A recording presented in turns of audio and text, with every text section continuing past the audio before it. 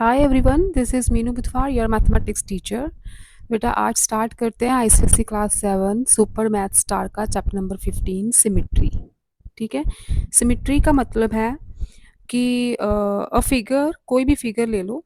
ठीक है, उसकी अगर हम बोलें कि इस फिगर की लाइन सिमिट्री बन रही है, इफ़ उस फिगर में कोई भी लाइन हो और उस लाइन के अकॉर्डिंग उस फिगर को फोल्ड किया जाए तो दोनों जो हाफ हैं उस फिगर के कोइंसाइड करें। ठीक है, जैसे से दिस इज अ स्क्वायर। ठीक है, स्क्वायर की ये एक लाइन सिमेट्री है। अगर मैं इस हाफ से इस स्क्वायर को फोल्ड कर दूं तो ये दोनों पार्ट्स एक दूसरे के बिल्कुल ऊपर ओवरलैप हो जाएंगे, कोइंसाइड हो जाएंगे। तो हम बोल सकते हैं कि स्क्वायर की ये वाली जो है एक लाइन सिमेट्री है। अगर स्क्वायर को मैं ऐसे हॉरिजॉन्टली फोल्ड करूं, ठीक है, ऐसे फोल्ड कर दूं, तो भी दोनों पार्ट्स जो हैं एक दूसरे के ऊपर ओवरलैप हो जाएंगे, कॉन्साइड करेंगे। तो ये भी स्क्वायर की लाइन सिमेट्री बन सकती है। अगर स्क्वायर को मैं ऐसे डायगनली फोल्ड करती हूँ तो दो ट्रायंगल्स बनते हैं ना, तो दोनों ट्रायंगल्स को ऐसे फोल्ड कर दो तो ये भी लाइन सिमेट्री बनेगी। इस डायगोनल के साथ अगर फोल्ड कर दो स्क्वायर को तो भी लाइन सिमेट्री बनेगी। तो लाइन ऑफ सिमेट्री वो वाली लाइन होती है जिसके मतलब वो लाइन से अगर हम उसी फिगर को फोल्ड करें तो वो फिगर के दोनों जो हाफ होंगे, दोनों हाफ्स होंगे, वो एकदम एक दूसरे के ऊपर ओवरलैप करें। ठीक है, जैसे आपको एग्जांपल्स दिए ना, बटरफ्लाई की एग्जांपल है। बटरफ्लाई के सेंटर में एक लाइन ऑफ सिमेट्री है। ठीक है, अगर मैं रफली बनाऊं तो ऐसी एक बटरफ्लाई है ना, तो ये लाइन ऑफ सिमेट्री है। लाइन ऑफ सिमेट्री का मतलब अगर बटरफ्लाई को फोल्ड कर दें तो इधर वाले विंग्स बिल्कुल इधर वाले विंग्स के ऊपर ओवरलैप कर जाएंगे। तो इसकी यही लाइन ऑफ सिमेट्री है। अब देखो, अगर मैं ये वाली एक सिमेट्रिकल लाइन, ये लाइन ऑफ सिमेट्री है तो नहीं लेकिन मैं समझा रही हूँ। अगर ऐसे आप बटरफ्लाई को फोल्ड करोगे तो ये वाले विंग्स बड़े हैं, ऊपर वाले ये छोटे हैं, तो ये बिल्कुल ओवरलैप नहीं कर सकते, है ना।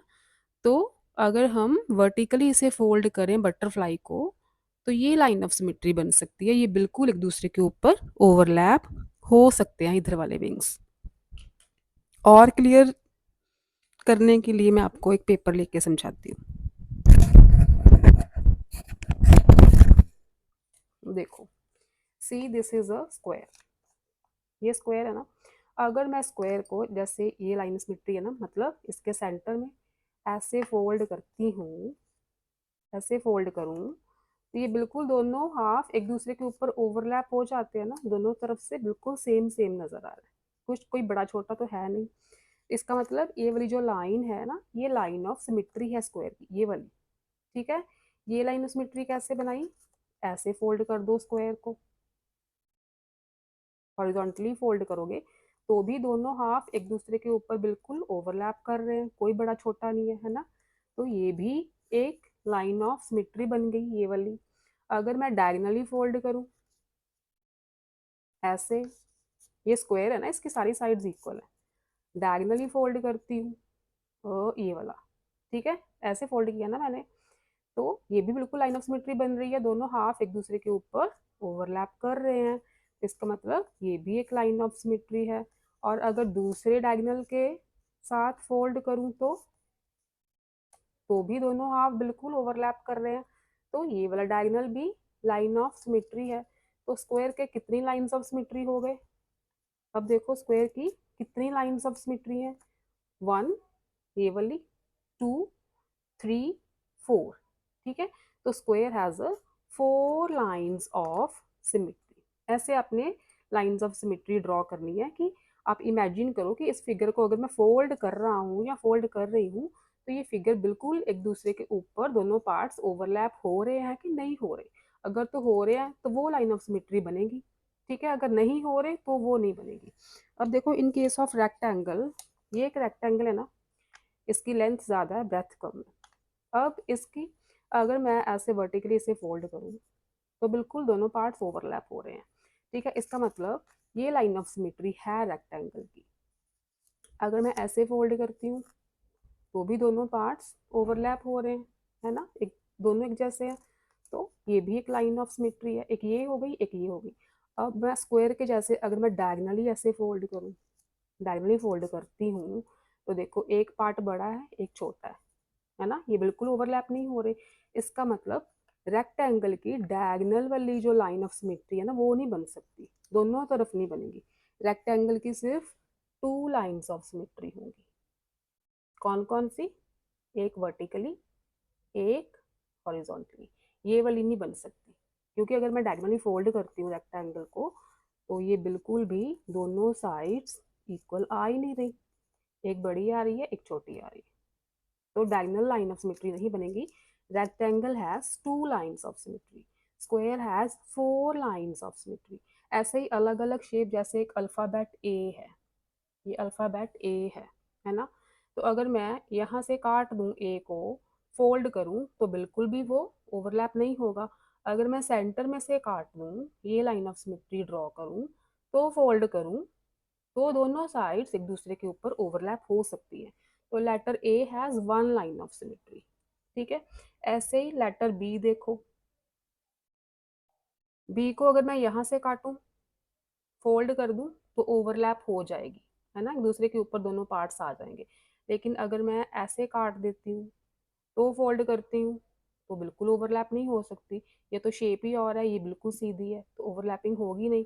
तो बी की ये वाली लाइन ऑफ सिमेट्री है हॉरिजॉन्टल, ए की ये वाली लाइन ऑफ सिमेट्री है। तो ऐसे आपने लाइंस ऑफ सिमेट्री अपने दिमाग में इमेजिन करनी है, फिगर या ड्रॉ करके देखो, और फिर आप ड्रॉ करोगे लाइंस ऑफ सिमेट्री कि कैसे ये फिगर एग्जैक्टली ओवरलैप करती है ऑन फोल्डिंग। ठीक है, तो ऐसे आप लाइंस ऑफ सिमेट्री ड्रॉ करोगे। आई होप आपको कॉन्सेप्ट तो समझ आया होगा लाइंस ऑफ सिमेट्री का। तो स्टार्ट करते हैं एक्सरसाइज 15.1। अच्छा, अगर आपको दिए ना lines of symmetry for regular polygons. Regular polygons मतलब अगर रेगुलर ट्रायंगल है, तो इसकी सारी साइड्स इक्वल हैं, ठीक है। अगर रेगुलर पेंटागन है, पेंटागन मतलब फाइव साइडेड फिगर।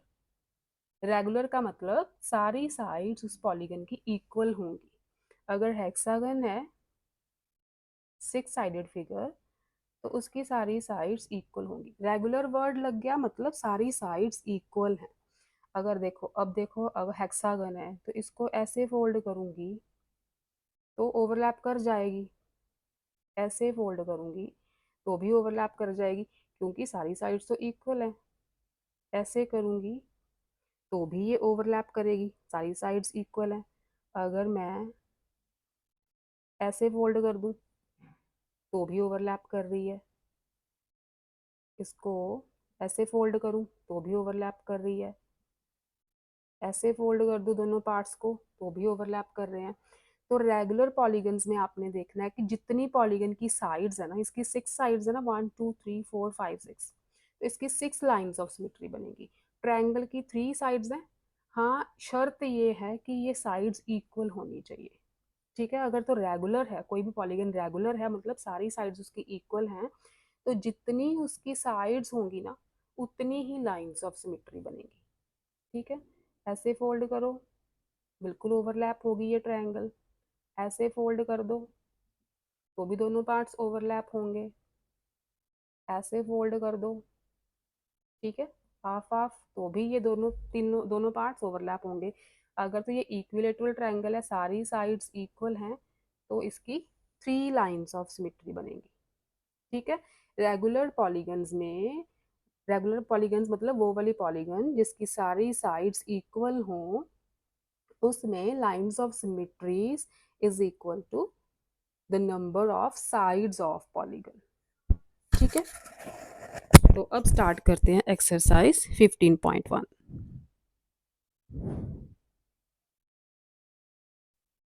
15.1 का जो फर्स्ट सम है, draw the lines of symmetry in each of the given figures. ठीक है, लाइंस ऑफ सिमेट्री ड्रॉ करनी है, तो आपने देखना है कि जो फिगर्स हैं वो हम कौन से कहाँ से काटें। ठीक है, लाइन ऑफ सिमेट्री अगर आप सिंपल लैंग्वेज में बोलूँ, तो इस फिगर को कहाँ से काटूं कि फोल्ड करने पर दोनों पार्ट्स एक दूसरे के ऊपर ओवरलैप हो जाएं। ठीक है, तो ये वर्ड एक आई जैसा है, आई ही है, आई जैसा नहीं, आई वर्ड है एक। फर्स्ट पार्ट यही है ना, अगर मैं इसे सेंटर से ऐसे काट देती हूँ, फोल्ड करती हूँ तो दोनों पार्ट्स एक दूसरे के ऊपर ओवरलैप हो सकते हैं। ठीक है, अगर मैं इसकी कटिंग ऐसे कर दूँ तो भी फोल्ड करूँ तो दोनों पार्ट्स एक दूसरे के ऊपर ओवरलैप हो सकते हैं। हाँ, डायगनली नहीं हो सकते। तो इसकी यही टू लाइंस ऑफ सिमेट्री बनेगी, एक हॉरिजॉन्टली, एक वर्टिकली। आगे हैं आपके टू सर्कल्स, एक बड़ा है एक छोटा है। अगर मैं इन्हें सेंटर से ऐसे काट दूं, फोल्ड करूं, तो बिल्कुल दोनों पार्ट्स एक दूसरे के ऊपर आ जाएंगे। ये सर्कल इसके ऊपर आ जाएगा, ये सर्कल इसके ऊपर बिल्कुल कवर हो जाएगा। अगर मैं यहाँ से काटती हूँ तो ये बड़ा सर्कल है, ये छोटा सर्कल है, तो ओवरलैपिंग नहीं हो पाएगी। तो इसकी एक ही लाइन ऑफ सिमेट्री बनेगी, ये वाली। ठीक। Next is letter U. U को देखो, अगर मैं ऐसे सीधा काट दूं, इसे फोल्ड करूं, तो बिल्कुल ओवरलैप हो रहा है। अगर मैं ऐसे काटती हूँ तो ये सर्कुलर पार्ट है, ये ओपन पार्ट है, ओवरलैपिंग तो हो ही नहीं सकती। तो इसकी यही एक लाइन ऑफ सिमेट्री बन सकती है। ठीक है, आगे एक क्रिसमस टाइप ट्री है। कैसे बना है?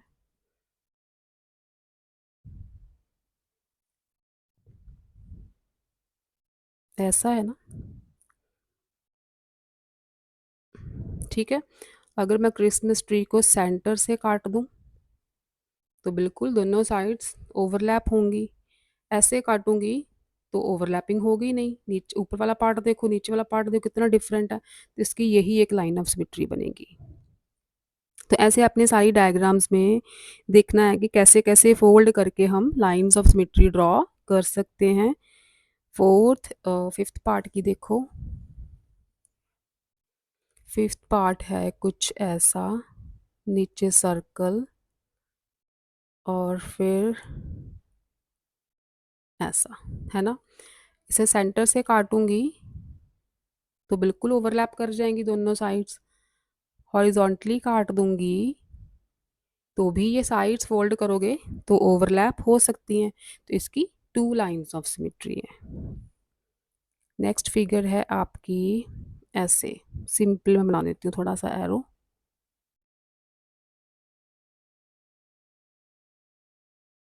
ठीक है, ऐसी है ना। अगर मैं इसे यहाँ से काटती हूँ तो ये वाला एरो बिल्कुल इस एरो के ऊपर ओवरलैप कर जाएगा, ये हाफ इसके ऊपर ओवरलैप कर जाएगा। ठीक है, अगर मैं यहाँ से काटूँ तो इधर वाला एरो तो है ही नहीं, है ना, ये तो ओवरलैपिंग होगी नहीं। तो इसकी यही लाइन ऑफ सिमेट्री बनेगी। नेक्स्ट है आपका दिस टाइप, है ना। तो इसको ऐसे काटना पड़ेगा। ऐसे काटेंगे तो ही ये दोनों साइड्स अगर फोल्ड कर दूं मैं तो ओवरलैप हो पाएंगी ना। और कहीं से तो फोल्ड करने पर ओवरलैपिंग नहीं हो रही, तो यही लाइन ऑफ सिमेट्री बनेगी इसकी। नेक्स्ट इज सर्कल, और सर्कल के ये हैं दो लाइंस। ठीक है, अब देखो यहाँ से अगर काट दें तो बिल्कुल दोनों साइड्स एक जैसी हैं, ओवरलैपिंग हो सकती है। यहाँ से काटें तो इधर ट्रायंगल बन जाएगी, इधर कोई ट्रायंगल है ही नहीं, तो यही लाइन ऑफ सिमेट्री बनेगी एक।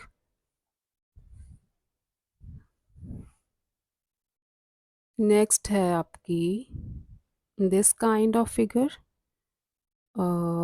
ऐसे एग्जैक्ट तो नहीं बन पा रही, लेकिन चलो कुछ तो है।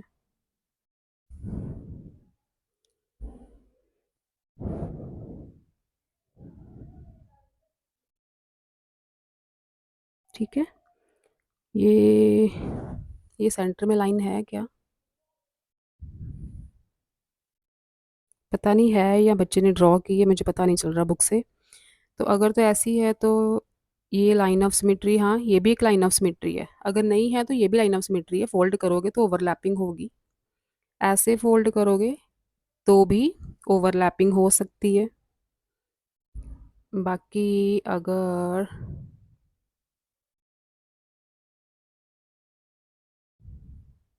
हाँ, यही दो लाइंस ऑफ सिमेट्रीज की बन सकती हैं। ठीक है, नेक्स्ट है आपका, ये एक है स्क्वायर, स्क्वायर टाइप लग रहा है मुझे। और दो हेमिस्फेयर सेमी सर्कल्स हैं इसके सेंटर में, लाइक दिस। यहाँ से ये जॉइंड है, ठीक है, यही फिगर है ना। तो इसको देखो, अगर ऐसे काटते हैं तो बिल्कुल ओवरलैप कर रहे हैं, अगर मैं ऐसे काटती हूँ फोल्ड करती हूँ तो भी ओवरलैपिंग हो रही है इनकी। तो ये टू लाइंस ऑफ सिमेट्री बनेंगी बस, ठीक है। नेक्स्ट है आपकी ये ट्रायंगल।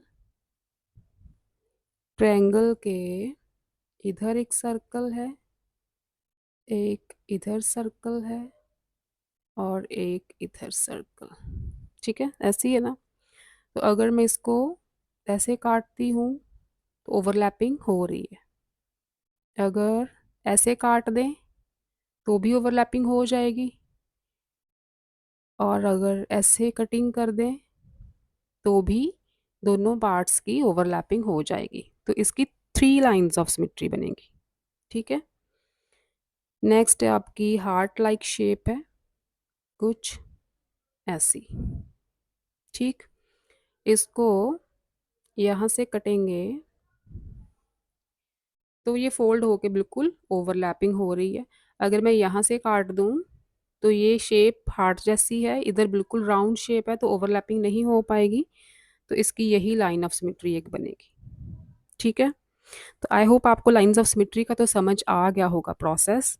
तो नेक्स्ट पार्ट्स नेक्स्ट वीडियो में करेंगे। Till then stay safe, stay happy, bye bye बच्चों।